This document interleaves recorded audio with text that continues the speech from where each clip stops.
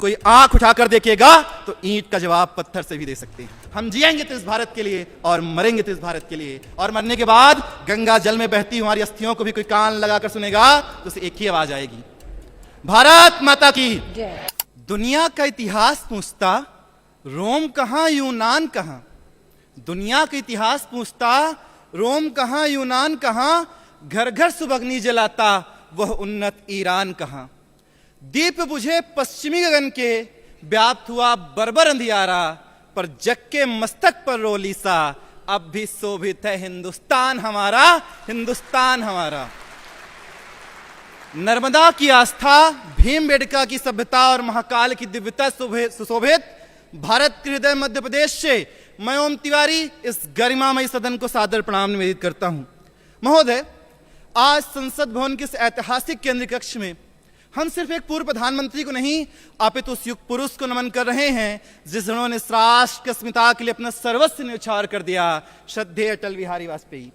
वो वाजपेयी जिनके लिए राजनीति से पूर्व राष्ट्रहित था, वो वाजपेयी जो भारतीय राजनीति के अजात शत्रु भी हैं और कवि शिरोमणि भी। महोदय, ये तो सर्वविदित है कि 1924 में मध्य प्रदेश के ग्वालियर में श्री कृष्ण बिहारी वाजपेयी जी के घर में अटल का जन्म हुआ था, परंतु यह बात पूर्णतः सत्य नहीं है, क्योंकि महोदय मेरा व्यक्तिगत मान्य है कि 1924 के बाद इस राष्ट्र में जन्मा हर एक पुत्र अटल है। साथियों, चाहे मैं हूं, आप हों, या इस राष्ट्र का कोई भी नागरिक जो इस राष्ट्र की अखंडता के लिए अपने सर्वस्व न्यौछावर करने के तत्पर है, वो अटल है। साथियों, अटल कोई व्यक्ति नहीं है, अटल एक व्यक्तित्व है, एक ऐसा व्यक्तित्व जो जब राजनीति पर कदम रखता है तो अपने राष्ट्र के लिए सत्ता के मोह से परे हटकर विश्व की सबसे बड़ी अर्थव्यवस्था को आग दिखाते हुए पोखरण परमाणु परीक्षण कर देता है। एक ऐसा व्यक्तित्व जो जब कभी बनता है तो अपनी वाणी से मातृभूमि को भी उत्कंठित कर देता है, और एक ऐसा व्यक्तित्व जो जब समाज कल्याण के संकल्प के साथ बढ़ता है तो सर्व शिक्षा अभियान के माध्यम से समाज के शोषित एवं वंचित वर्ग तक भी मुफ्त शिक्षा पहुंचा देता है। महोदय,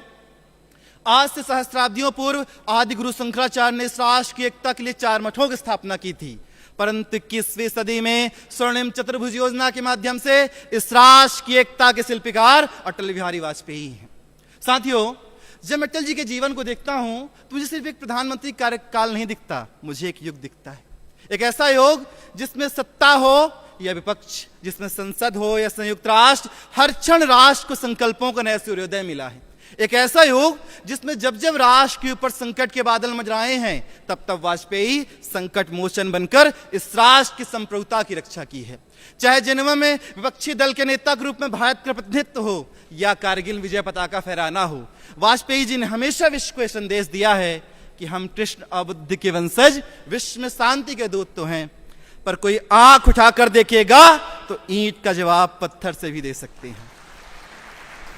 महोदय, जिस सभागार में खड़े होकर कभी वाजपेयी जी इस राष्ट्र को संबोधित किया करते थे, आज उसी सभागार में खड़े होकर, उसी जगह खड़े होकर बोलना मेरे लिए गर्व का क्षण है, और ये सिर्फ मेरे लिए नहीं, इस राष्ट्र के हर एक नागरिक के लिए गर्व की बात है कि कभी विश्व पटल पर इस राष्ट्र का नेतृत्व अटल जी जैसे युग पुरुष ने किया है। परंतु मैं आप सबसे ये प्रश्न करना चाहता हूं, क्या सिर्फ गर्व करने से या स्मृतियों से अटल जी के सपनों के विकसित भारत का निर्माण हो पाएगा? नहीं महोदय, जिस दिन इस देश का युवा अटल को स्मृतियों से उठाकर अपने व्यक्तित्व में चरितार्थ कर लेगा, उस दिन मेरा भारत विकसित बनेगा, और न सिर्फ विकसित, मेरा भारत विश्व गुरु बनने की राह पर भी अग्रसर हो जाएगा। और अंत में मैं अटल जी की पंक्तियों के माध्यम से अपनी वाणी को विराम देना चाहता हूं कि महोदय, भारत कोई भूमि का टुकड़ा नहीं है, भारत एक जीता जागता राष्ट्र पुरुष है। ये वंदन की धरती है, ये अभिनंदन की धरती है, ये अर्पण की भूमि है, ये तर्पण की भूमि है। इसकी नदी नदी हमारे लिए गंगा है और इसका कंकड़ कंकड़ हमारे लिए शंकर है। हम जिएंगे तो इस भारत के लिए और मरेंगे तो इस भारत के लिए, और मरने के बाद गंगा जल में बहती हमारी अस्थियों को भी कोई कान लगाकर सुनेगा तो उसे एक ही आवाज आएगी, भारत माता की जय, भारत माता की जय हिंद, जय मां भारती।